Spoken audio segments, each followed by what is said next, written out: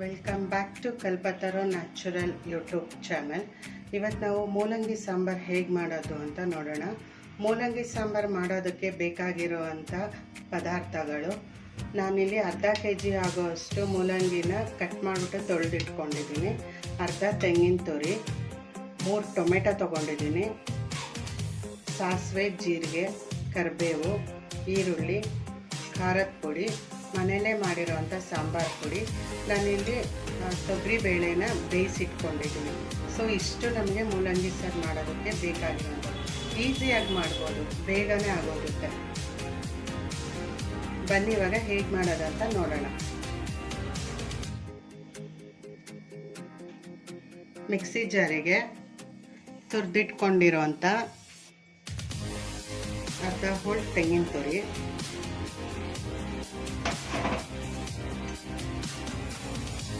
ಒಂದು ಈರುಳ್ಳಿ, ಇಷ್ಟು ಹಾಕಿ ರುಬ್ಕೊಳ್ಳೋಣ. ಫಸ್ಟು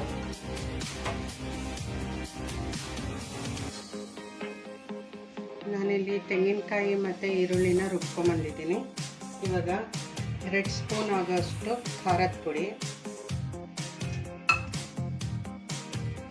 1.5 ಸ್ಪೂನು ಸಾಂಬಾರು ಪುಡಿ,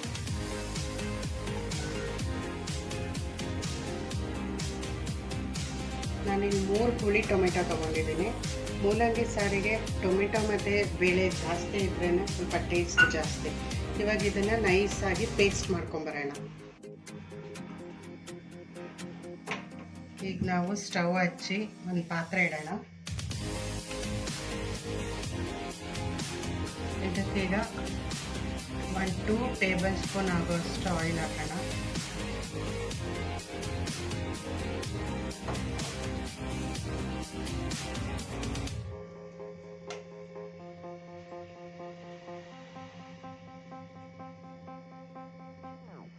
ಆಯಿಲ್ ಬಿಸಿ ಆದಮೇಲೆ ಸಾಸಿವೆ ಮತ್ತು ಜೀರಿಗೆ,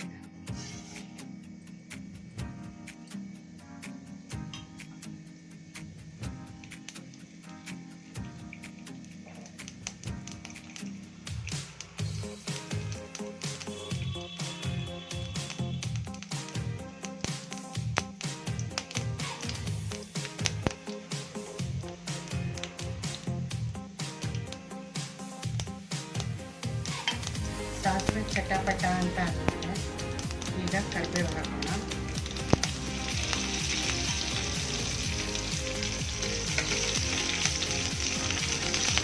ನಾವು ಒಗ್ಗರಣೆ ಹಾಕಬೇಕಾದ್ರೆ ಲೋ ಫ್ಲೇಮಲ್ಲೇ ಇಟ್ಟು ಒಗ್ಗರಣೆ ಹಾಕಬೇಕು.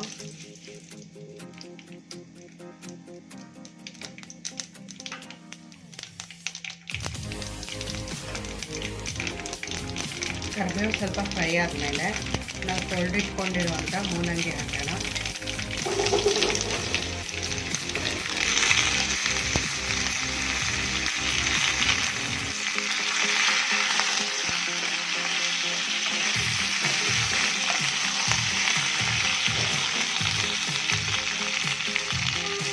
ಮೂಲಂಗಿ ಸ್ವಲ್ಪ ಚೆನ್ನಾಗಿ ಎಣ್ಣೆಲೇ ಫ್ರೈ ಆಗಬೇಕು.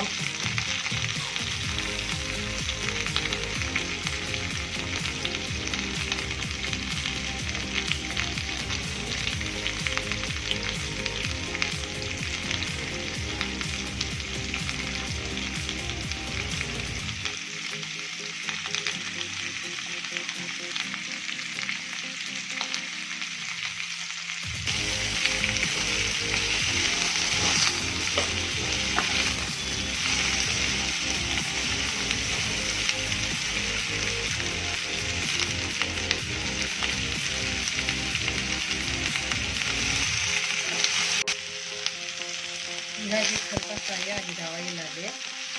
ಇವಾಗ ಇದನ್ನು ತೆಗೆದುಬಿಡೋಣ. ಈಗ ಒಂದು ಪಾತ್ರೆ ಇಟ್ಬಿಟ್ಟು ಸ್ಟವ್ ಆನ್ ಮಾಡಿ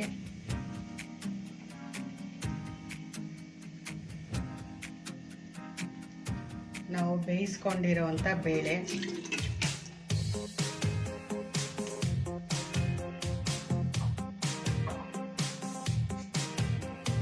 ರುಬ್ಕೊಂಡಿರೋವಂಥ ಮಸಾಲೆ ಎರಡನ್ನ ಹಾಕೋಣ.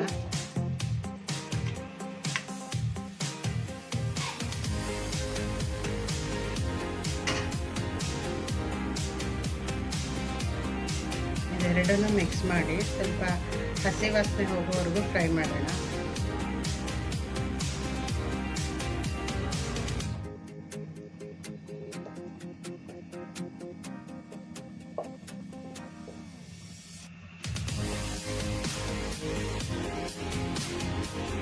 ಇವಾಗ ನಮಗೆ ಸಾಂಬಾರು ಎಷ್ಟು ಹದ ಬೇಕೋ ಅಷ್ಟು ನೀರು ಹಾಕ್ಬೋದು. ರುಚಿಗೆ ತಕ್ಕಷ್ಟು ಹಾಕ್ಬಿಟ್ಟು ಅದನ್ನು ಚೆನ್ನಾಗಿ ಕುದಿಯೋದಕ್ಕೆ ಬಿಡೋಣ. ನೋಡಿ, ನಾನು ರುಚಿಗೆ ತಕ್ಕಷ್ಟು ಉಪ್ಪು ಹಾಕ್ತಾಯಿದ್ದೀನಿ. ಇನ್ನೊಂದು ಸ್ವಲ್ಪ ಹಾಕ್ತೀನಿ. ಇದಿವಾಗ ಚೆನ್ನಾಗಿ ಕುದಿಬೇಕು.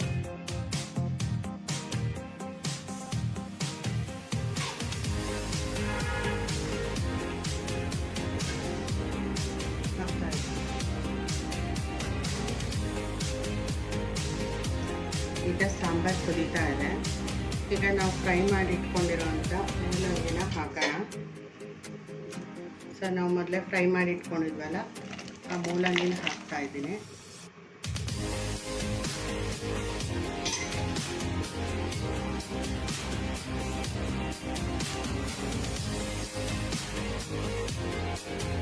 ಈಗ ಇನ್ನೊಂದು 5 ಮಿನಿಟ್ಸ್ ಇದು ಚೆನ್ನಾಗಿ ಕುದೀಲಿ. ಇವಾಗ ಸಾಂಬಾರು ಚೆನ್ನಾಗಿ ಕುದ್ದಿದೆ ನೋಡಿ. ಇಷ್ಟು ತಿಕ್ಕಾಗಿದ್ರೆ ಸಾಕು.